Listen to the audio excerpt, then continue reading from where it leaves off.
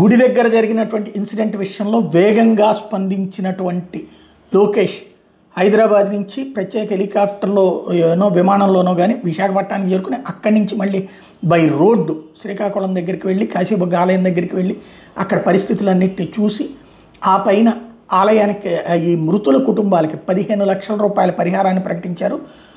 ఇంకొక 2 లక్షలు కేంద్ర ప్రభుత్వం ఇస్తానని ఆల్రెడీ మోడీ గారు ప్రకటించారు కాబట్టి అది కలిపి 17 లక్షలు ఇస్తామని ప్రకటించారు.